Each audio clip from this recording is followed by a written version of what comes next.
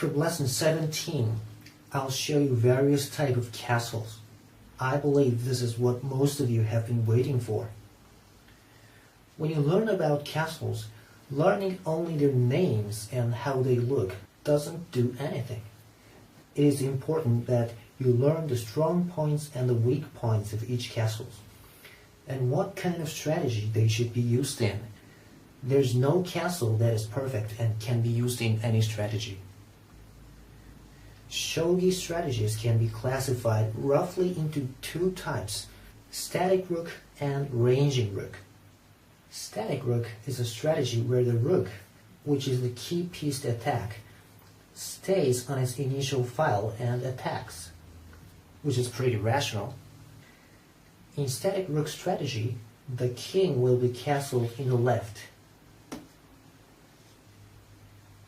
And ranging rook is a strategy where the rook moves to the left part of the board in the early stage of the game, and the king is castled in the right.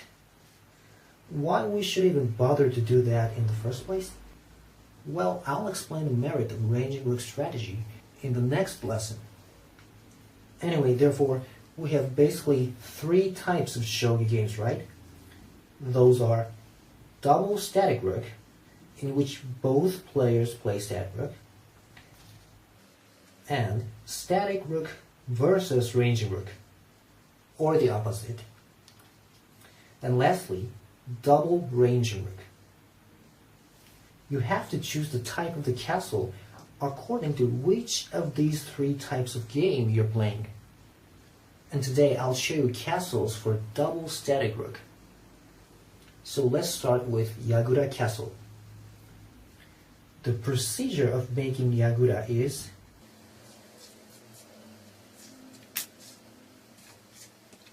first you make up the castle, and then the bishop has to get out of the castle for the king.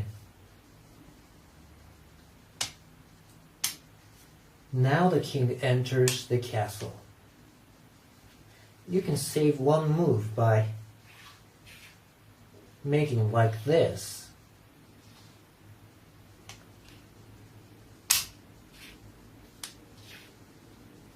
But it's pretty dangerous, especially at these timings.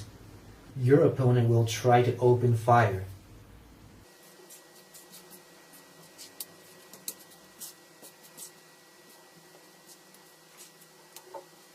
Anyway, this is Yagura Castle. It's designed to protect mainly the front, where your opponent's offense is deployed, and the silver is defending this square. Its weak points are the edge and its side. Most important piece of Yagura is this gold, and if it's attacked from the side like this, in the endgame, it's pretty weak. Sometimes your opponent drops a bishop here and tries to take this gold. Well, he loses material, but it's like you've lost the most important piece here, right? And this is no longer an effective castle. Oh, and another weak point is here. You see, if it's attacked like this, it can be easily damaged and can't be repaired. Now let me show you some variations of Yagura. This is silver Yagura. Actually, what you've seen is gold Yagura. And this is just a Yagura. However, we usually call this Yagura Castle because it's the most common one. So anyway, a silver Yagura is more flexible than gold Yagura. If you can feel that it is somewhat flexible by seeing how it looks, then you're starting to have a good sense of shogi. It is flexible because this square is no longer a weak point. See? And this silver also puts string to this gold, right? However, this square is a weak point, and you have to attack by a gold. which is pretty difficult to use in the attack. Sometimes we call this complete Yagura or So Yagura. And this is a 4-piece Yagura, 4-mai Yagura. It's a very strong castle, but your offense will lack power. This is called Silver Standing Yagura, Gintachi Yagura. And this is called Kikusui Yagura. The king is far from your opponent's offense, but its side is weaker. This is Flowing Yagura, Nagare Yagura. This is Hollow Yagura, Hekomi Yagura. This is Diamond Yagura, Hishi Yagura. This is called Half Yagura, Kata Yagura, or Amano's Yagura. We use this when we have exchanged bishops in the early stage of the game. It covers this square to prevent a bishop drop here, which often be a good drop. Its weak point is here. Only the king is defending this square, while normal Yagura defends there by 2 pieces. This is called Crab Castle, because the king can only move to the side like a crab. You can see this castle in the progress of making Yagura.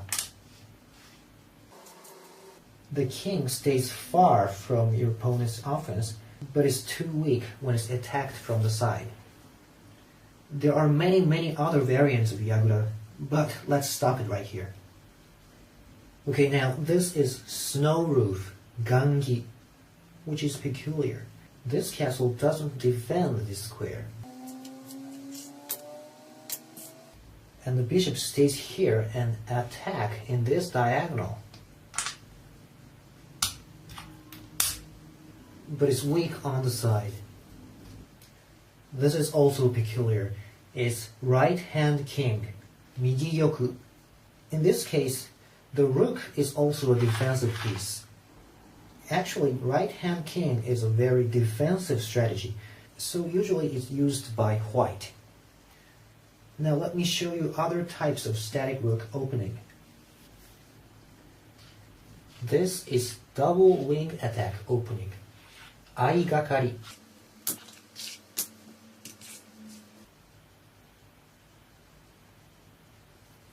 And this is side pawn picker opening, Yokofudori.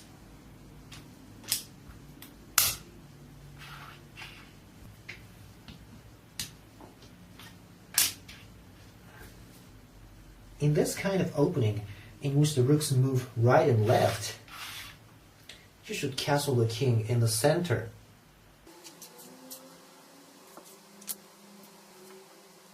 This is called central house, Nakazumai.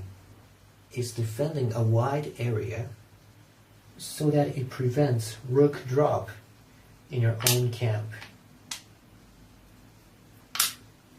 Its weak point is here. This is duck legs, ahiru, or spreading goals, kinbiraki. And this is Nakahara's king, Nakahara Gyoku. Now that's all for today. The lesson on castles will be continued to the next video. Bye.